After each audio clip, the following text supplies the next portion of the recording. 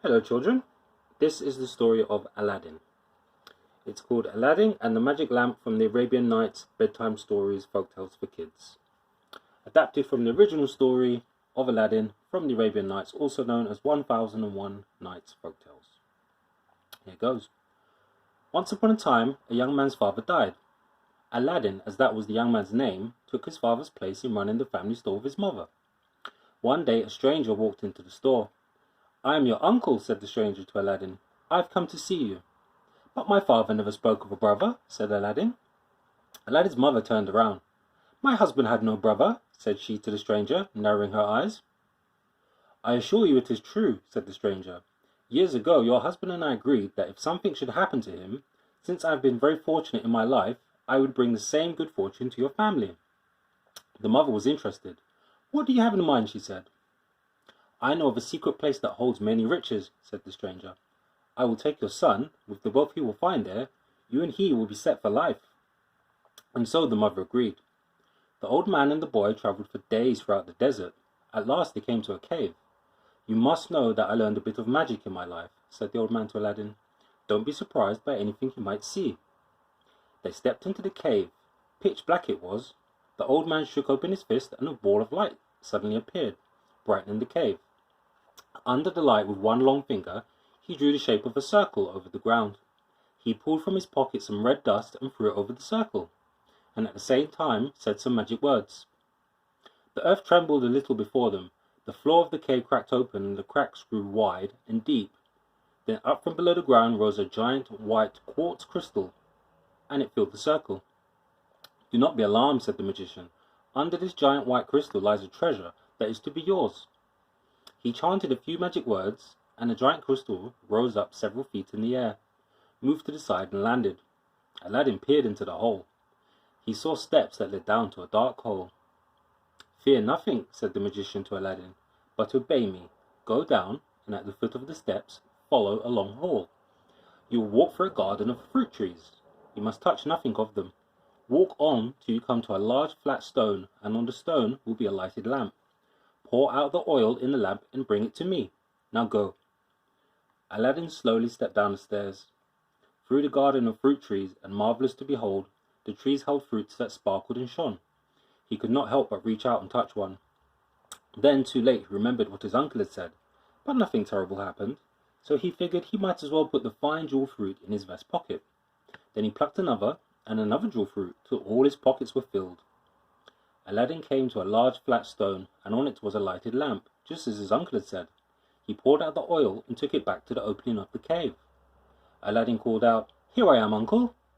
The magician called out in a great hurry, "Give me the lamp." "Just as soon as I am up," said Aladdin, wondering why the magician seemed in such a hurry. "No, give me the lamp now," cried the old man, reaching down with his hand. For you see, the only way the lamp could come out of the cave was as a gift, from one person to another. The magician knew this, and he wanted to get the lamp from the boy as soon as he could, and then kill him. Aladdin felt a chill in the air. Something was wrong. Somehow he knew he must not give up that lamp. "Let me up first," said Aladdin, "then I will give you the lamp." The magician was furious. He fell into a rage and barked out more magical words. The giant white quartz crystal rose up, hovered over the hole, and landed. All went dark below. Aladdin was trapped. For 2 days Aladdin despaired. "Why didn't I just hand over this old lamp? Who cares about it anyway? Whatever might have come of it, it couldn't have been worse than this. What was I thinking?" Rubbing the lamp, he moaned, "Oh, how I wish I could get out of here." At once a huge genie rose up into the air. "You are my master," boomed the genie. "Was that your first wish, to get out of this cave? 3 wishes are yours to command."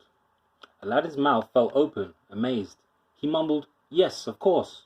More than anything, he wanted to get out of the cave and go home. The very next moment, Aladdin was outside his own home, still holding the lamp, and with all his jewel fruits in his vest pockets. His mother could not believe the tale her son told her. "Magic lamp," she laughed. "That old thing." She took the lamp, grabbed a rag, and started to clean it. If there were really a genie in this old lamp, I would say to it, "Genie, make a feast for my son and me, and serve it on plates of gold." You can imagine the mother's surprise. The genie rose up out of the lamp, and a feast fit for a king weighed down her kitchen table on plates of glimmering gold.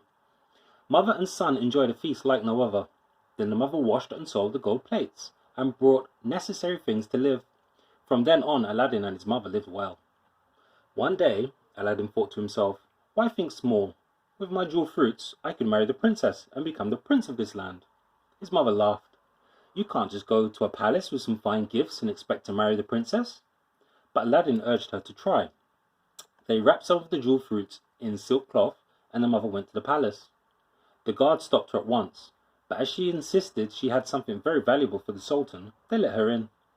Said the Sultan, what have you brought me in those silk rags? She showed him the jewel fruits. The Sultan was impressed. But if your son is as worthy of my daughter as you say, he must bring me 40 golden trays of the same gems, carried in by servants. The mother went home and told her son the Sultan's demand. It's no problem, said Aladdin. Call for the genie and make your second wish. And so his mother rubbed the lamp and made her second wish. Before long, she was at the steps of the Sultan's palace with 40 golden trays of the jewel fruits, carried in by as many servants. The Sultan was pleased. But you cannot think this is enough to win the hand of my daughter, he said. To truly win my favour, your son must build a golden palace for he and my daughter to live. The mother brought back this news too. So, for her third wish, the mother asked the genie to create a golden palace. The next morning, right outside the Sultan's bedroom, appeared a huge golden palace, gleaming in the sun. Meanwhile, back at Aladdin's home, his mother said, It's time for you to go, my son, to meet your princess. Her wishes spent, she gave him the lamp. The next morning the Sultan called for his daughter. Look at this palace, he said, pointing out the window. This is the husband for you. What do you mean, father? Said his daughter. What do you know about this man? Have you ever met him? What's there to know? Said the Sultan. He can make a golden palace appear overnight. He's even more powerful than my royal advisor, the vizier. Yesterday your vizier was the most powerful man in the kingdom, said his daughter, and I was to marry him. Today this stranger is the most powerful one, and I'm to marry him. Why do you think it matters to me who's the most powerful? It matters to me, said the Sultan. In a lower voice he said, Daughter, you're just excited to get such a fine husband. I can't believe this. The princess threw her arms up in despair, and she left. In her dressing room the princess groaned. To Nadia, her lady-in-waiting, she said, My father is determined to marry me off, no matter what. But madam, said Nadia, isn't this wonderful stranger an excellent match for you? The princess sighed. She looked at her lady-in-waiting. You don't know how lucky you are, she said. I would rather live your life than be handed off in this way. And I would rather live yours, said Nadia. The two of them stared at each other for a couple of moments. They're about the same height, with the same colour hair, with all the scarves maidens like them wore. Let's do it, they said together, and the two of them changed clothes. Just then Aladdin was riding to the Sultan's palace on a white horse, ready to meet his bride. The Sultan warmly greeted him.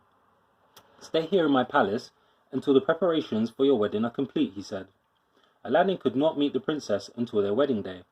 He caught a glimpse of Nadia from a distance, covered in scarves, thinking she was the true princess. Aladdin, the Sultan, and everybody else in the palace waited with growing excitement for the wedding day. Except for one person, the uncle magician who had left Aladdin trapped in the cave was also the Sultan's vizier. He had recognized Aladdin at once. He knew there could be only one reason the young man could present all this magic to the Sultan. Aladdin must have escaped from the cave, and with the lamp. I will get my revenge, swore the vizier. If anyone is to have the lamp, it is me. By his magic he could tell where Aladdin had hidden the lamp. While Aladdin was sleeping, the vizier crept in and took it. In a quiet place, the vizier made his first wish. Genie, do as I say. I want you to take Aladdin's palace to a faraway place in the desert that no one can find. What the vizier did not know was at that very moment Nadia was exploring Aladdin's palace. And there is something else the vizier did not know.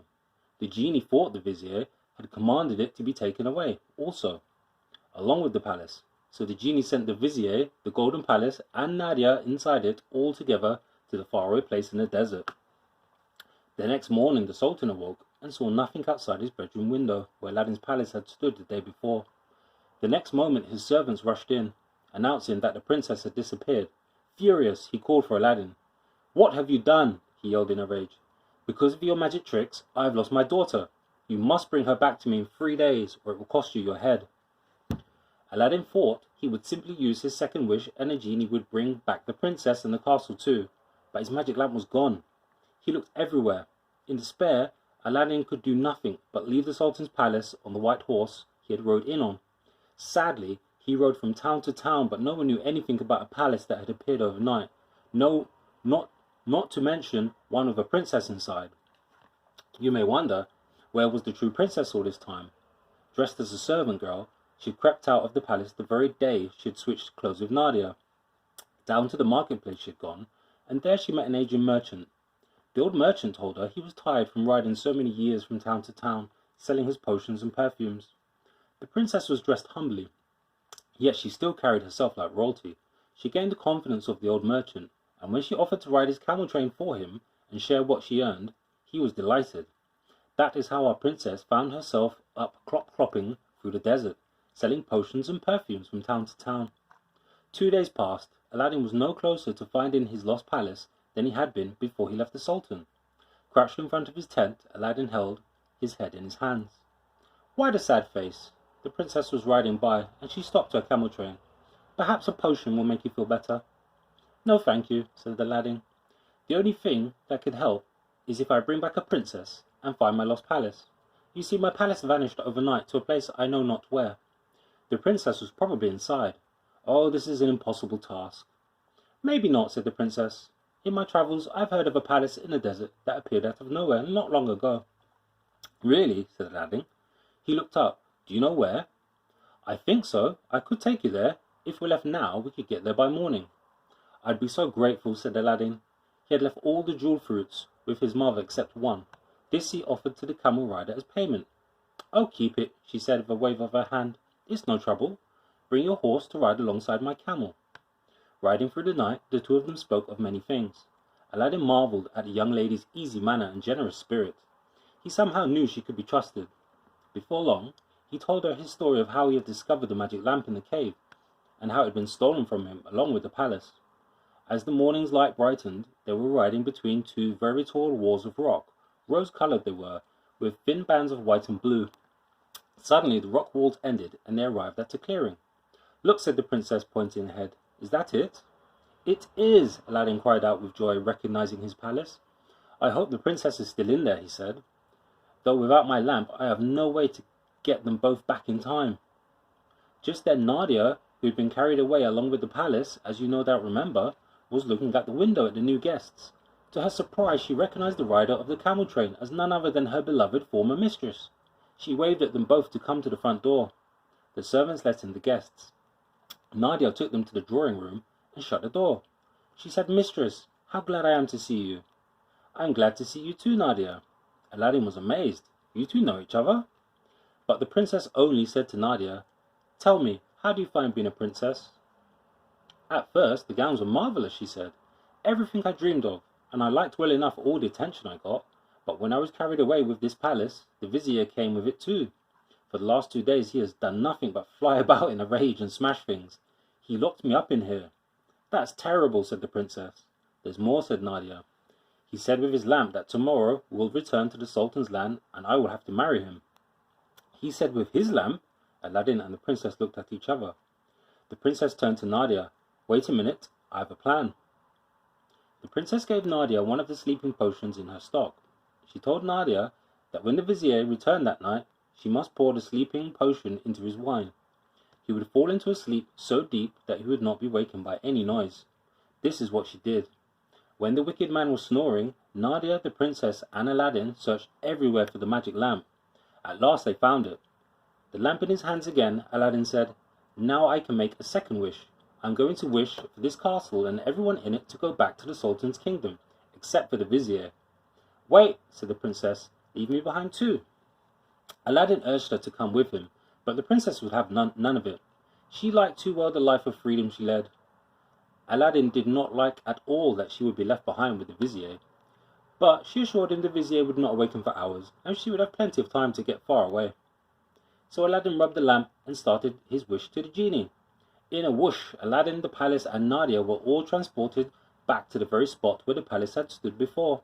The Sultan was delighted to have his daughter back, or you might say, the young woman he believed to be his daughter, covered as she was in scarves.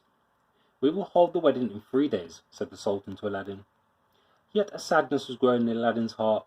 Nadia was indeed a nice young woman, and pleasant to look at too. But there was something about the woman who rode the camel train, selling perfumes and potions. He could not get out of his mind the sound of her laugh, her clever mind, and the comfort of her company. At last he rubbed the lamp.